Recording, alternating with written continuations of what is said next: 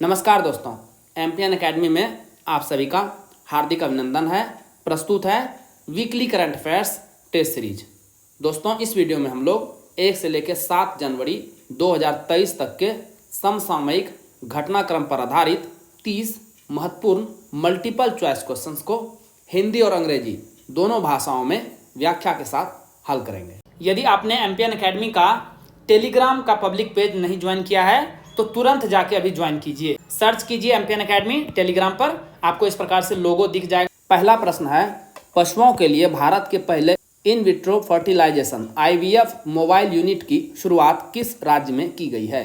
India's first in vitro fertilisation IVF mobile unit for cattle has been launched in which state?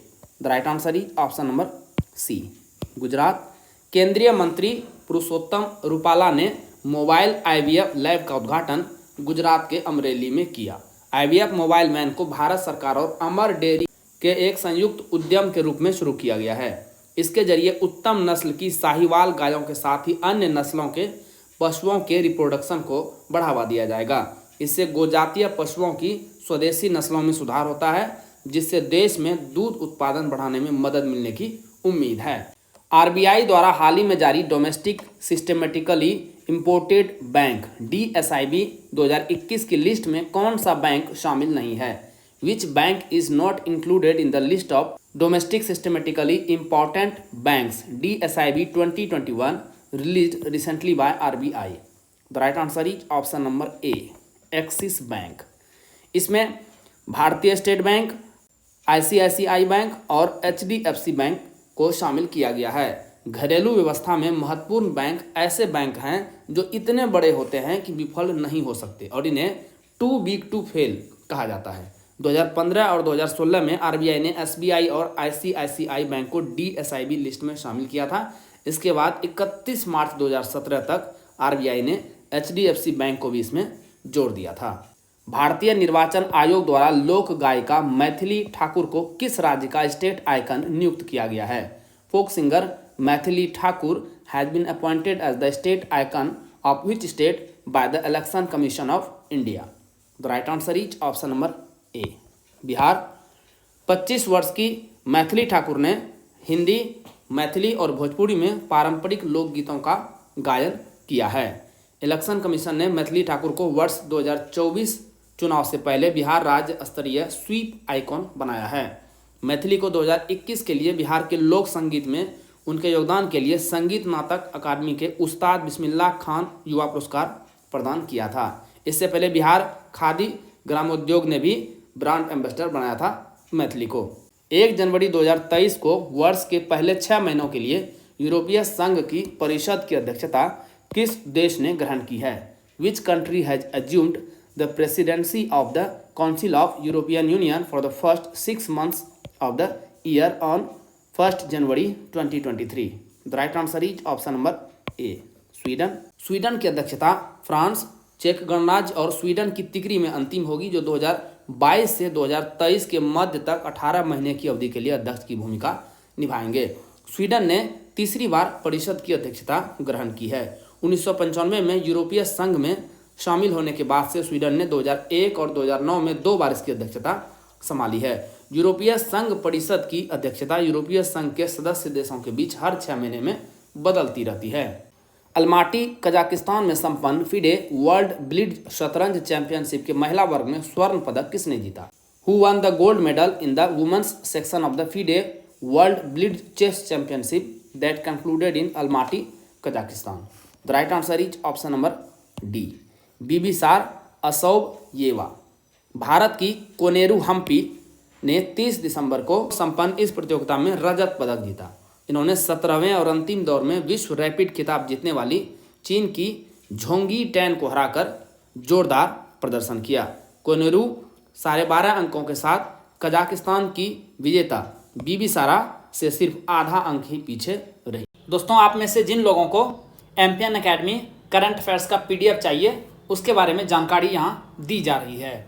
लेकिन आइए इससे पहले ये जानते हैं कि एमपीएन एकेडमी का PDF ही क्यों? क्योंकि हमने करके दिखाया है दोस्तों। आइए आपको पिछले 5 एग्जाम्स की परफॉर्मेंस दिखाते हैं एमपीएन एकेडमी की। 66वीं बीपीएससी प्रीलिम्स की एग्जाम हुई थी। 42 प्रश्न पूछे गए थे एग्जाम में करंट अफेयर से संबंधित और 36 प्रश्न टैली हुए हैं। परफॉर्मेंस रहा है 85.71%। 2021 में बीपीएससी का तो कोई एग्जाम हुआ नहीं, तो हमने बिहार एसआई पीटी एग्जाम जो सबसे नेक्स्ट बेस्ट एग्जाम होता है उसे कंसीडर किया है। शिफ्ट 1 और शिफ्ट 2 दोनों मिला करके कुल 36 करंट अफेयर्स के क्वेश्चन आए थे और एमपीएन एकेडमी पीडीएफ से टैली हुआ है 31। परफॉर्मेंस रहा है 86.11%। 2022 में 3 एग्जाम्स हुए हैं। सबसे पहले 8 मई 2022 को हुआ था 67वीं बीपीएससी पीटी की परीक्षा, जो कि पेपर लीक की वजह से कैंसिल हो गया था। तो उसमें कुल 30 करंट अफेयर्स के क्वेश्चन आए थे और 26 टैली हुआ है एमपीएन एकेडमी पीडीएफ से।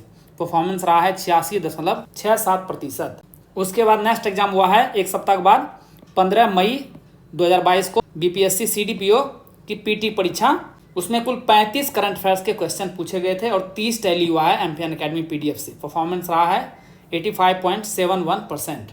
और 30 सितंबर 2022 को हाल ही में एग्जाम हुआ है 67वीं बीपीएससी प्रारंभिक री परीक्षा 2022।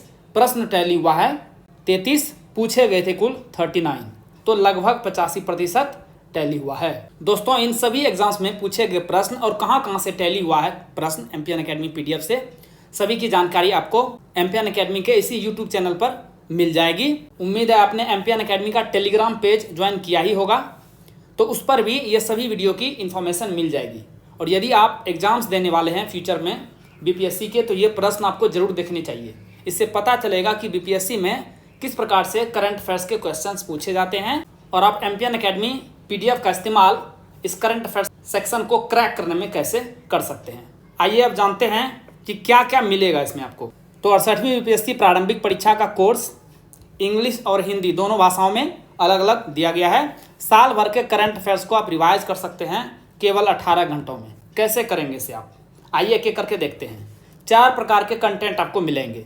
एक तो वीकली करंट अफेयर्स एमसीक्यूज, इसमें कुल 50 पीडीएफ रहेंगे साल भर में। एक पीडीएफ को आपको रिवाइज करने में 6 मिनट का समय लगेगा, तो कुल 5 घंटे में आप weekly current affairs test series जो एमसीक्यूज पोर्शन है उसे रिवाइज कर पाएंगे। Monthly current affairs short notes 12 महीने का 12 पीडीएफ, एक पीडीएफ को रिवाइज करने में 30 मिनट्स का अप्रॉक्स समय लगेगा, तो कुल 6 घंटे में इसे भी आप एक बार रिवाइज कर लेंगे। थर्ड टाइप का कंटेंट रहेगा बिहार मंथली करंट अफेयर्स। कुल 14 पीडीएफ आपको मिलेंगे, 12 महीने का 12 पीडीएफ, एक यूनियन बजट और एक इकोनॉमिक सर्वे। कुल 30 मिनट का समय लगेगा एक पीडीएफ को रिवाइज करने में। इस प्रकार से 7 घंटे में इसे भी आप रिवाइज कर पाएंगे। तो तीनों समय को जोड़ देंगे तो 18 घंटे में आप पूरे साल भर के कंटेंट को सिस्टमेटिकली रिवाइज कर पाएंगे। अच्छा, आपको पता कैसे चलेगा कि आपका रिवीजन सही से हो रहा है कि नहीं हो रहा है? इसके लिए हमने इसमें ऐड किया है इस बार golden current affairs app based revision test series. 12 महीने का 12 टेस्ट होगा मंथ वाइज, उसके बाद 3 महीने के बाद एक टेस्ट होगा। तो इस प्रकार से साल भर में कुल 4 हो जाएंगे tri monthly test. Half yearly test 2 होगा 6 महीने में एक बार, उसके बाद लास्ट में 1 ईयरली टेस्ट। ये ऐप बेस्ड टेस्ट है, आपको रियल एग्जामिनेशन हॉल जैसा अनुभव प्राप्त होगा। आपको तुरंत रिजल्ट भी पता चल जाएगा कि आपका परफॉर्मेंस कैसा रहा है। दोस्तों एमपीएन एकेडमी के करंट अफेयर्स का तो कोई जोड़ मार्केट में है ही नहीं। MPN is champion in current affairs. इस बार हमने diamond static GK test series launch किया है। इसमें आपको स्टैटिक पोर्शन के कंटेंट मिलेंगे। कुल मिला के 25 टेस्ट सीरीज है इसमें, और एक टेस्ट सीरीज में 120 क्वेश्चंस होंगे। कुल मिलाकर के 3000 सबसे अति महत्वपूर्ण स्टैटिक जीके के क्वेश्चंस मिलेंगे विद एक्सप्लेनेशन। आइए अब जानते हैं कि ये पीडीएफ और टेस्ट सीरीज आपको मिलेगा कैसे। दोस्तों सबसे पहले यदि आपने एमपीएन एकेडमी ऐप डाउनलोड नहीं किया है तो गूगल प्ले स्टोर पर जाइए और एमपीएन एकेडमी सर्च कीजिए। वहाँ पर आपको इस प्रकार से एमपीएन एकेडमी का लोगो दिखेगा। आपको इस वीडियो के डिस्क्रिप्शन बॉक्स और पिन कमेंट सेक्शन में भी एमपीएन एकेडमी ऐप का लिंक मिल जाएगा। जैसे ही ऐप को इंस्टॉल करेंगे आप वहाँ पर चले जाएंगे आप स्टोर सेक्शन में, नीचे स्टोर सेक्शन मिलेगा ऐप के। वहाँ पर जाने के बाद आप कोर्स चुनें। 2 प्रकार के कोर्स उपलब्ध हैं, एक 68वीं बीपीएससी करंट अफेयर्स का कोर्स और एक diamond static GK test series. Hindi और इंग्लिश में अलग अलग कोर्स उपलब्ध है। ध्यान से कोर्स का लैंग्वेज सेलेक्ट करेंगे। हिंदी का कोर्स हिंदी में लिखा रहेगा और इंग्लिश का इंग्लिश में। जैसे ही कोर्स पर क्लिक करेंगे वहाँ पर पेमेंट का लिंक नीचे मिल जाएगा। बहुत ही मामूली शुल्क पर ये सभी सामग्री आपको प्रोवाइड की जा रही है। पेमेंट करते ही आपको कंटेंट सेक्शन में सारी सामग्री उपलब्ध हो जाएगी। शतरंज के इतिहास में शास्त्रीय शतरंज विश्व चैंपियनशिप, रैपिड विश्व चैंपियनशिप और ब्लिट्ज विश्व चैंपियनशिप एक ही समय में जीतने वाले पहले खिलाड़ी कौन बने हैं? Who become the first player in the history of chess to win the classical chess world championship, rapid world championship and blitz world championship at the same time? The right answer is option number A, Magnus Carlsen. Norwegian grandmaster Magnus Carlsen ने Almaty में world rapid और world blitz शतरंज championship दोनों जीतकर एक अभूतपूर्व उपलब्धि हासिल की। इन्होंने अपने करियर में तीसरी बार तीनों विश्व शतरंज चैंपियनशिप खिताब क्लासिकल, रैपिड और ब्लिट्ज पर कब्जा किया। सियाचिन बेल्ट फील्ड में तैनात होने वाली भारतीय सेना की पहली महिला ऑफिसर कौन बन गई हैं? Who has become the first woman officer of the Indian Army to be posted in the Siachen battlefield? The right answer is option number B, Shiva Chauhan. Siachen summer school में कड़े प्रशिक्षण के बाद कैप्टन शिवा चौहान सियाचिन में पहली महिला अधिकारी के रूप में तैनात की गई हैं। राजस्थान की सिविल इंजीनियरिंग में स्नातक शिवा बंगाल से पर अधिकारी हैं। इन्होंने मई 2021 में इंजीनियरिंग रेजिमेंट में कमीशन लिया था। कैप्टन शिवा की पोस्टिंग सियाचिन बैटलफील्ड के कुमार पोस्ट पर की गई है, जो 15,632 फीट की ऊंचाई पर स्थित है। भारत द्वारा पहली बार यूएन मिशन पर महिलाओं की सबसे बड़ी सिंगल यूनिट की तैनाती कहां पर की गई है? Where has India deployed the largest single unit of women on a UN mission for the first time? The right answer is option number B, Abyei. भारतीय बटालियन की तैनाती सूडान और साउथ सूडान सीमा पर यूएन पीस कीपिंग कार्यक्रम के तहत UN अंतरिम सुरक्षा बल अबेई यूनिस्फा में की गई है। बटालियन में 2 ऑफिसर और 25 अन्य रैंक की ऑफिसर हैं जो कम्युनिटी आउटरीच में विशेषज्ञ हैं। वर्ष 2007 में भारत ने लाइबेरिया में यूएन मिशन के तत्वावधान में पहली बार पूर्ण रूप से केवल महिलाओं की शांति रक्षा टीम तैनात की थी। हाल ही में कौन सा देश यूरोजोन का 20वां सदस्य बना है? Which country has recently become the 20th member of the Eurozone? The right answer is option number C, Croatia. 2015 में लिथुआनिया के बाद से आधिकारिक तौर पर यूरो को अपनी करेंसी के रूप में अपनाने वाला क्रोएशिया सबसे नया राष्ट्र बन गया है। बाल्टन कंट्री क्रोएशिया 1 जुलाई 2013 को यूरोपियन यूनियन में शामिल हुआ था। 1 जनवरी 2023 की आधी रात से क्रोएशिया ने अपनी कूना मुद्रा को अलविदा कह दिया। इसके साथ ही क्रोएशिया शेंगेन जोन, दुनिया का सबसे बड़ा फ्री वीजा जोन है, में भी प्रवेश कर गया है। क्रोएशिया के यूरो स्विच के बाद सिर्फ 7 यूरोपियन यूनियन के देश अभी भी अपनी मुद्रा का उपयोग करते हैं। किस राज्य में सियोम ब्रिज का उद्घाटन किया गया है? In which state Siom bridge has been inaugurated? The right answer is option number D, Arunachal Pradesh. रक्षा मंत्री राजनाथ सिंह ने 3 जनवरी को अरुणाचल प्रदेश में अलोंग यिंकी ओनग रोड पर स्थित सियोम ब्रिज का उद्घाटन किया। यह पुल 100 मीटर लंबा है और सियोम नदी पर बनाया गया है। इस परियोजना को 724 करोड़ रुपए की लागत से तैयार किया गया है। इस पुल के बनने से ऊपरी सियांग जिले, तुतिंग और यिंकी योंग क्षेत्रों में वास्तविक सीमा रेखा के साथ आगे के क्षेत्रों में भारी उपकरण और यंत्रीकृत वाहनों के परिवहन में वृद्धि होगा। सीमा सड़क संगठन BRO द्वारा पूरी की गई 27 आधारभूत परियोजनाओं का भी उद्घाटन रक्षा मंत्री द्वारा किया गया। 108वीं भारतीय विज्ञान कांग्रेस का सम्मेलन किस शहर में आयोजित किया गया है? In which city the conference of 108th Indian science congress has been organised? The right answer is option number B, Nagpur. यह सम्मेलन नागपुर महाराष्ट्र के राष्ट्र संघ तुकादोजी महाराज नागपुर विश्वविद्यालय में 3 जनवरी 2023 से शुरू हुआ। 2023 के सम्मेलन का मुख्य विषय महिला सशक्तिकरण के साथ सतत विकास के लिए विज्ञान और प्रौद्योगिकी है। पहली विज्ञान कांग्रेस वर्ष 1914 में आयोजित की गई थी। प्रतिवर्ष जनवरी के प्रथम सप्ताह में इसका आयोजन होता है। किस देश के वैज्ञानिकों ने एक नई जल शोधन प्रणाली विकसित की है जो केवल 10 सेकंड में पानी से माइक्रोप्लास्टिक्स को प्रभावी रूप से खत्म कर देता है? Which country scientists have developed a water purification system that effectively removes microplastics from water in just 10 seconds? The right answer is option number D, दक्षिण कोरिया। एक प्रयोग में 99.9% से अधिक दूषित पदार्थों को केवल 10 सेकंड में जल से निष्कासित कर दिया गया। इसके लिए अपेक्षाकृत कम ऊर्जा की आवश्यकता होती है। जिससे इसे सोलर एनर्जी बेस्ड भी बनाया जा सकता है। इसमें उत्कृष्ट अधिशोषण और फोटोथर्मल विशेषताएं हैं। सबसे तेज गेंद फेंकने वाले भारतीय गेंदबाज कौन बन गए हैं? Who has become the fastest Indian bowler? The right answer is option number ए, उमरान मलिक। उमरान मलिक ने श्रीलंका के खिलाफ पहले T20 अंतर्राष्ट्रीय मैच में स्पीड रडार पर 155 किलोमीटर प्रति घंटे की रफ्तार से गेंद फेंकी। जम्मू में जन्मे इस गेंदबाज ने न केवल सबसे तेज गेंद फेंकी बल्कि उस गेंद पर श्रीलंका के कप्तान दासुन सनाका का विकेट भी लिया। इससे पहले यह रिकॉर्ड जसप्रीत बुमराह के नाम था, जिन्होंने 153.36 किलोमीटर प्रति घंटे की रफ्तार से गेंद फेंकी थी। एनटीपीसी ने भारत की पहली हरित हाइड्रोजन सम्मिश्रण परियोजना कहाँ शुरू की है? NTPC has commissioned India's first green hydrogen blending project at the right answer is option number C, Surat. NTPC के कवास टाउनशिप सूरत गुजरात के piped natural gas PNG network में ग्रीन हाइड्रोजन ब्लेंडिंग के साथ इस परियोजना की शुरुआत की गई है। इस प्रोजेक्ट के पहले ग्रीन हाइड्रोजन मॉलिक्यूल्स को प्रोजेक्ट चीफ पी रामप्रसाद ने शुरू किया। एनटीपीसी और गुजरात गैस लिमिटेड के इस ज्वाइंट प्रोजेक्ट की आधारशिला पीएम मोदी ने 30 जुलाई 2022 को रखी थी।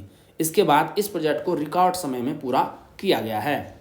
किनकी अध्यक्षता वाली एक 5 सदस्यीय बेंच ने वर्ष 2016 में मोदी सरकार के नोटबंदी के फैसले को सही ठहराया है? The 5-member bench headed by whom has upheld the demonetization decision of the Modi government in 2016. The right answer is option number C, S Abdul Nazeer. 8 नवंबर 2016 को प्रधानमंत्री नरेंद्र मोदी ने विमुद्रीकरण यानी डीमोनेटाइजेशन के एक फैसले के तहत 1000 और 500 के नोटों को चलन से बाहर कर दिया था। सुप्रीम कोर्ट का यह फैसला सरकार के नोटबंदी के फैसले को चुनौती देने वाली 58 याचिकाओं की एक बैच पर आया है। केवल जस्टिस BV नागरत्ना ने नोटबंदी के फैसले के विरोध में अपना निर्णय सुनाया, लेकिन अन्य 4 जस्टिस ने सरकार के निर्णय के पक्ष में अपना फैसला सुनाया है। तो जो फैसला हुआ है वो हुआ है 4-1 से। पुर्तगाल के स्टार स्ट्राइकर क्रिस्टियानो रोनाल्डो किस देश के फुटबॉल क्लब अल नासर से जुड़ गए हैं? पुर्तगाल star striker Cristiano Ronaldo has joined Al Nassr the football club of which country? The right answer is option number C, Saudi Arabia. FIFA world cup 2022 से ठीक पहले famous football club Manchester United से इनका contract टूट गया था। इन्होंने अल नासर के साथ लगभग 2.5 साल का कॉन्ट्रैक्ट किया है। क्लब के साथ इनका कॉन्ट्रैक्ट जून 2025 तक का है। ये इससे पहले Manchester United, real Madrid, Juventus के लिए खेल चुके हैं। मीडिया रिपोर्ट्स के अनुसार यह डील 1700 करोड़ रुपये यानी 200 मिलियन यूरो से ज़्यादा की है। 700 फीट लंबी दीवार पर आधुनिक भित्ति कला की एक कृति वॉल ऑफ पीस का उद्घाटन किस राज्य में किया गया है? In which state the wall of peace, a work of modern mural art on a 700 feet long wall has been inaugurated? The right answer is option number A, Kerala. Cherpulassery Kerala में government vocational higher secondary school की दीवार पर wall of piece का उद्घाटन किया गया है। भारतीय गुफाओं और महलों की दीवारों पर बने चित्र भित्ति चित्र कहलाते हैं। भित्ति चित्रों का सबसे पहला प्रमाण अजंता और एलोरा की गुफाओं, बाघ की गुफाओं और सित्तनवासल की गुफाओं पर चित्रित सुंदर भित्ति चित्रों से प्राप्त होता है। भित्ति चित्रों के सर्वाधिक प्रमाण प्राचीन लिपियों और साहित्य में मिलते हैं। एशिया प्रशांत पोस्टल यूनियन अप्पू के महासचिव कौन बन गए हैं? Who has been elected as the secretary general of the Asia Pacific postal union APPU? The right answer is option number C, Vinay Prakash Singh. Bharat ने एशिया प्रशांत पोस्टल यूनियन अप्पू का नेतृत्व संभाल लिया है। विनय प्रकाश को 4 वर्ष के कार्यकाल के लिए जनवरी 2023 से अप्पू के महासचिव के रूप में चुना गया है। यह पहली बार है जब कोई भारतीय पोस्टल क्षेत्र में किसी अंतर्राष्ट्रीय संगठन का नेतृत्व कर रहा है। अप्पू का मुख्यालय, ध्यान में रखिएगा, थाईलैंड के बैंकॉक में है। यह एशियाई प्रशांत क्षेत्र के 32 सदस्य देशों का एक अंतर सरकारी संगठन है। केंद्र सरकार ने किस पहाड़ी पर स्थित श्री सम्मेद शिखर जी में पर्यटक गतिविधि पर प्रतिबंध लगा दिया है? The union government has banned tourist activity in Shri Sammed Shikhar ji located on which hill? The right answer is option number D, Parasnath पहाड़ी। जैन समुदाय दो पवित्र स्थलों झारखंड के गिरिडीह जिले में स्थित पारसनाथ पहाड़ी पर संवेद शिखर और गुजरात के पलिताना भावनगर में शत्रुंजय पहाड़ी से संबंधित मांगों को लेकर विरोध कर रहा है। झारखंड में जैन समुदाय के लोगों से परामर्श किए बिना पारसनाथ पहाड़ी को पर्यटन स्थल और पर्यावरण संवेदनशील क्षेत्र घोषित करने का मुद्दा है, जबकि गुजरात में शत्रुंजय पहाड़ी में मंदिर एवं संबंधित सुरक्षा चिंताओं को लेकर विवाद है। सतलुज जल विद्युत निगम लिमिटेड द्वारा किस राज्य में सुन्नी बांध जल विद्युत परियोजना को स्वीकृति प्रदान की गई है? In which state the Sunni dam hydro electric project has been approved by Satluj Jal Vidyut Nigam limited. The right answer is option number D, Himachal Pradesh. आर्थिक मामलों की मंत्रिमंडलीय समिति ने 2615 करोड़ रुपए के लगभग की अनुमानित लागत से इस परियोजना के तहत बुनियादी ढांचे को सक्षम बनाने के लिए भारत सरकार द्वारा बजटीय सहायता के रूप में 14 करोड़ रुपए के लगभग के निवेश को भी स्वीकृति दी गई है। शिमला और मंडी जिलों में खैरा गांव के समीप सतलुज नदी पर स्थित 382 मेगावाट सुन्नी बांध हाइड्रो इलेक्ट्रिक पावर की स्थापना से स्थानीय आपूर्तिकर्ताओं, स्थानीय उद्यमों और एमएसएमई को लाभ मिलेगा। विश्व का तार के पत्तों का पहला पांडुलिपि संग्रहालय किस राज्य में स्थापित किया गया है? In which state the world's first palm leaf manuscript museum has been set up. The right answer is option number A, Kerala. Thiruvananthapuram में स्थित इस संग्रहालय में 650 वर्षों तक शासन करने वाले त्रावणकोर साम्राज्य के प्रशासनिक, सामाजिक, सांस्कृतिक और आर्थिक पहलुओं की झलक देखी जा सकेगी। यहाँ कोलाचेल के प्रसिद्ध युद्ध की भी जानकारी उपलब्ध है, जिसमें त्रावणकोर के वीर राजा अनिजाम तिरुनल मार्तंड वर्मा ने डच ईस्ट इंडिया कंपनी को परास्त किया था। पहले चरण में पूरे राज्य से एकत्रित 1.5 करोड़ तार के पत्तों के विशाल भंडार से यह अभिलेख सामग्री तैयार की गई है। केंद्रीय विज्ञान और प्रौद्योगिकी मंत्री डॉक्टर जितेंद्र सिंह ने राष्ट्रीय जीनोम संपादन और प्रशिक्षण केंद्र का उद्घाटन कहां पर किया है? Where has the union science and technology minister doctor Jitendra Singh inaugurated the National Genome Editing and Training Center. The right answer is option number B, Mohali. राष्ट्रीय कृषि खाद्य जैव प्रौद्योगिकी संस्थान मोहाली पंजाब में यह अत्याधुनिक सुविधाओं से लैस है, जो क्रिस्पर कैस मध्यस्थता सहित विभिन्न जीनोम एडिटिंग मेथड को अपनाने और क्षेत्रीय जरूरतों को पूरा करने का एक उपयुक्त प्लेटफॉर्म है।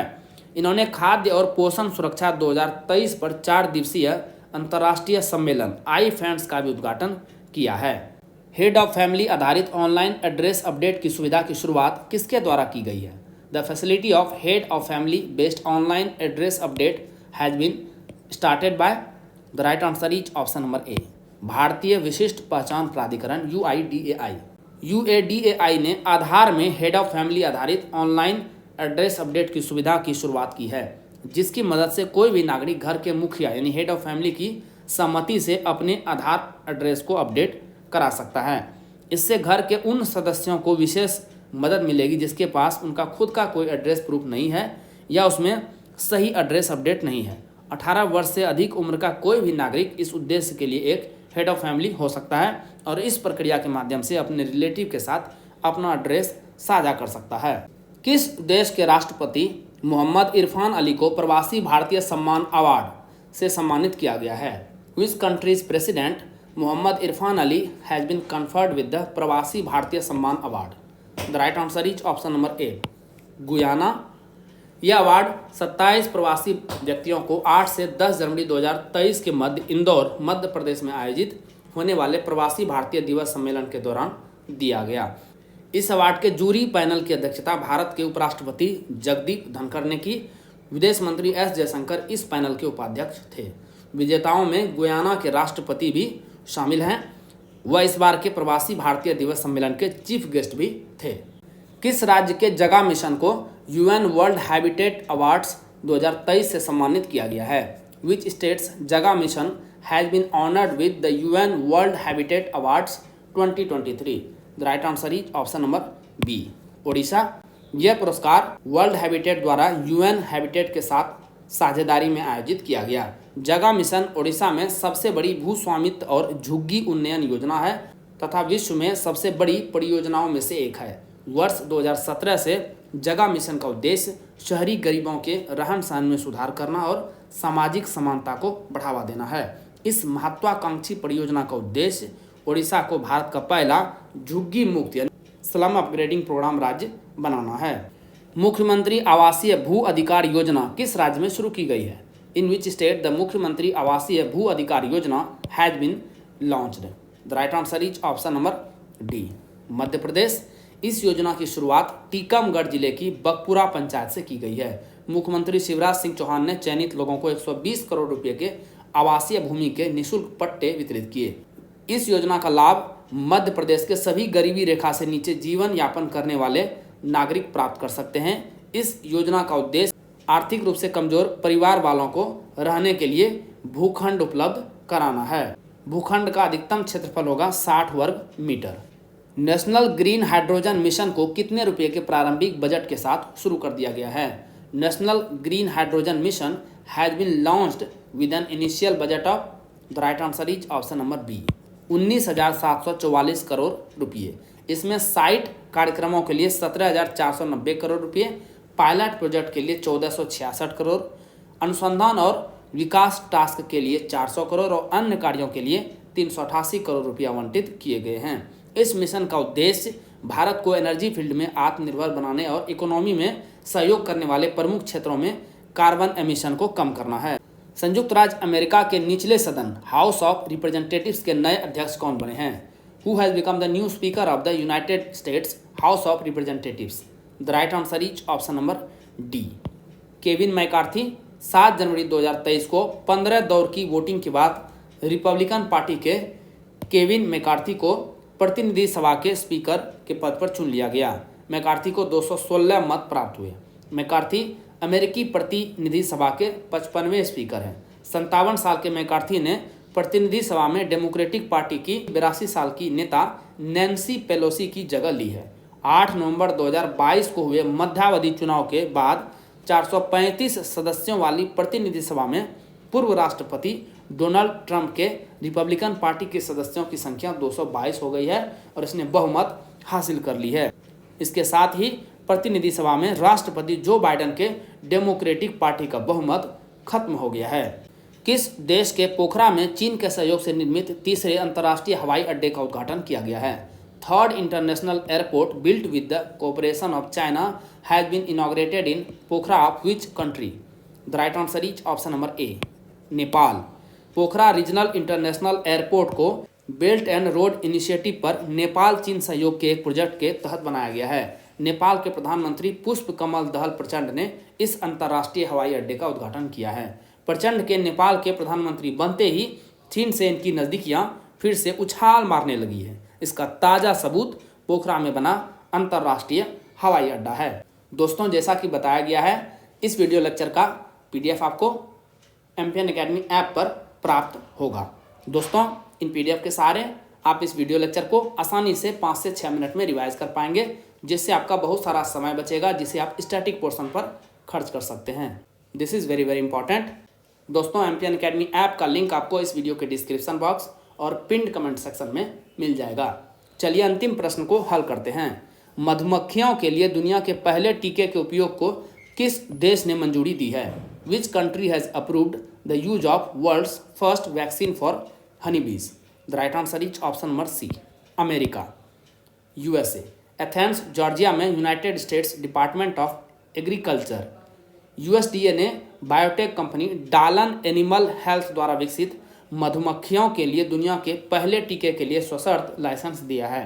यह टीका शुरू में वाणिज्यिक मधुमक्खी पालकों के लिए उपलब्ध होगा और इसका उद्देश्य बैक्टीरियम पेनीबैसिलस लार्वा के कारण होने वाली अमेरिकी फूल ब्रूड बीमारी से बचाव करना है। दोस्तों, इसी के साथ साप्ताहिक करंट अफेयर्स टेस्ट सीरीज के इस संस्करण को समाप्त करने की आपसे इजाज़त चाहूँगा। वीडियो देखने के लिए बहुत बहुत धन्यवाद। मिलते हैं अगले वीडियो में। All the best for your exam preparation.